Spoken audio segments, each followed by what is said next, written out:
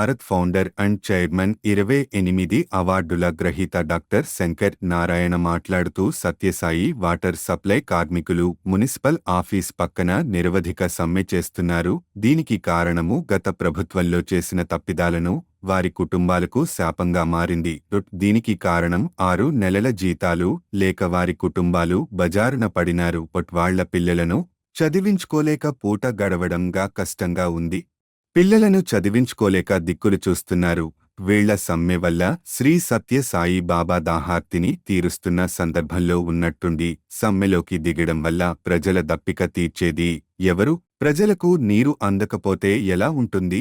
అందుకోసం మన ప్రియతమ ముఖ్యమంత్రి నారా చంద్రబాబు నాయుడు చొరవ తీసుకుని వాళ్ల కుటుంబాలను ఆదుకోవాలని విజ్ఞప్తి చేస్తున్నాము. అవసరమైతే ప్రజల దాహార్తిని మరియు సత్యసాయి వాటర్ సప్లై న్యాయమైన కోరికలు తీర్చుటకు శ్రీ నారా చంద్రబాబు నాయుడుని కలవడం జరుగుతుంది.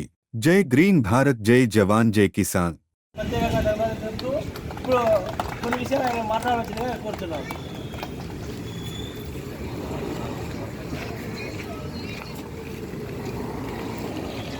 ఈరోజు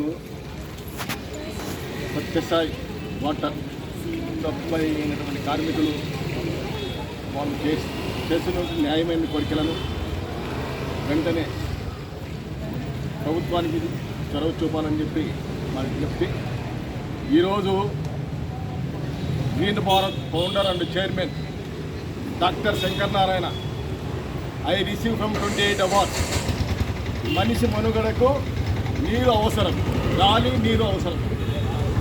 ఆ నీరు గాలి రెండూ లేకపోతే మనిషి ఏమవుతాడు? కాబట్టి న్యాయమైన కోరికలు, న్యాయమైన డిమాండ్స్ ప్రభుత్వాలకు ఇది ఒక సహాయం చేయండి అని వాళ్ళు విన్నవిస్తున్నారు. వాళ్ళు ఏమడుగుతున్నారు? పాపం వాళ్ళ శాలరీస్ అడుగుతున్నారు. ఏమనలేదు, ఏమడుగుతున్నారు? జాతికి ఎన్నో లక్షల రూపాయలు తీసుకున్నటువంటి వ్యక్తులు ఈ రోజుల్లో పాపము వాళ్ళ కుటుంబాలు జరిగేది కష్టం. వాళ్ళ పిల్లలు చదువుకోవాలి, వాళ్ళ పెన్నుల్ని చేయాలి. ఇవన్నీ వాళ్ళ గుర్తుకు రావని చెప్పి నేను అనుకున్నాను. మీ తరఫున నేను గ్రీన్ భారత్ ఫౌండర్ చైర్మన్గా డాక్టర్ శంకరనారాయణగా నేను సమాజ సేవకుడు, నేను సమాజాన్ని ఉత్తేజపరిచే వ్యక్తిని. మరి ఇలాంటి బాధలు ఉన్నటువంటి మీకు ఎప్పుడు విన్నంటే ఉంటాను. తప్పకుండా ఈ కార్యక్రమాన్ని విజయవంతం చేయడానికి గత ప్రభుత్వం చేసిన తప్పిదాలే మీకు ఈ కర్మ. గత ప్రభుత్వం చేసిన ఈ యొక్క వాళ్ళు చేసిన తప్పిదాల వల్ల మీరు ఈరోజు వెలుగుతున్నారు.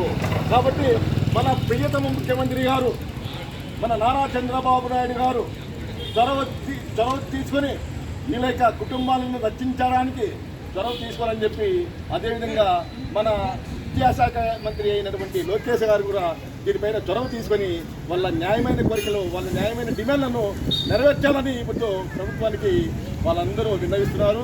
మేము కూడా మా తరఫున మేము గ్రీన్ భారత్ ఫౌండర్ తరఫున మా గ్రీన్ సైన్యం కూడా మీకు సపోర్ట్ చేస్తుంది. మీరు ఎప్పుడు పిలిచినా మా గ్రీన్ సైన్యము గ్రీన్ జెండాలు ఎత్తుకొని మీకు మద్దతు తెలుపుతామని చెప్పి నేను కంకరంగా ఈరోజు మీరు ఎప్పుడు పిలిచినా మా గ్రీన్ సైన్యం వస్తుంది, మీ పైన పోరాటం చేస్తుంది. తప్పకుండా విజయం సాధిస్తారు.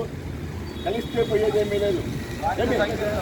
మాది శక్తి తప్ప కార్మికులారా ఏకం కండి, కార్మికులారా ఏకం కండి. మీ ఫ్యామిలీని రక్షించుకోండి. మీ జీవితాన్ని రక్షించుకోవాలంటే మనమందరం ఐక్యత. ఈ పిడికిలు అందుపట్టుకోండి, పిడికిలు తనాల. కార్మికుల ఐక్యత, కార్మికుల ఐక్యత, కార్మికుల ఐక్యత. మనిషికి కావాల్సిన నీరు గాలి, మనిషికి కావాల్సిన నీరు గాలి. ఈరోజు సత్యసాయి వాటర్ బంద్ చేశారు. ఈరోజు అల్లాడిపోతున్నారు ప్రజలు నీళ్లు లేక. సత్యసాయి భగవాన్ సత్యసాయి బాబా ఉన్నటువంటి ఆధ్యాత్మిక కేంద్రంలో ఈరోజు ఎంతోమంది ఈ కార్మికుల వల్ల ఈరోజు నిరసన తెలుపుతున్నారు. ఈరోజు వాటర్ లేవు. మరి వాళ్ళ పరిస్థితి ఏమిటి ఆలోచించే బాధ్యత ప్రభుత్వాలకు ఖచ్చితంగా ఉంది.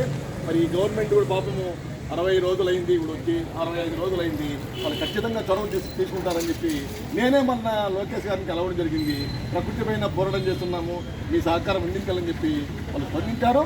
తర్వాత మీ న్యాయమైన కోరికలకి ఎప్పుడైనా సరే మేము చంద్రబాబు నాయుడు దగ్గరికి మిమ్మల్ని తీసుకెళ్లి మీ నాయకుల్ని తప్పకుండా విజయం సాధిస్తామని చెప్పి కంటాపతంగా.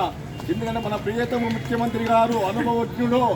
ఆయన ఆయన చేసినటువంటి సేవలు ఈ ప్రపంచానికే వెలుతురు చేశాయి. ఎందుకంటే ఆయన ఒకటి ఉంది జయం. ఎందుకంటే ప్రభుత్వము కేంద్ర ప్రభుత్వానికి వారధిగా నడుస్తున్నాడు. కేంద్ర ప్రభుత్వానికి రాష్ట్ర ప్రభుత్వానికి వారధిగా నడుస్తున్నాడు. ఆయన అనుకుంటే తప్పకుండా ఈ జీవితాలను మార్చే శక్తి ఒక నారా చంద్రబాబు నాయుడికి ఉంది. కాబట్టి ఇది ఆ వాయిస్ మన రాష్ట్ర ప్రభుత్వానికి వినిపించాలని చెప్పి నేను విజ్ఞప్తి చేస్తూ ఈ అవకాశం ఇచ్చినటువంటి ఈ ఐక్యత కార్మికుల ఐక్యతను నేను ధన్యవాదాలు తెలుసుకుంటూ ఈ అవకాశం ఇచ్చే విషయానికి ధన్యవాదాలు.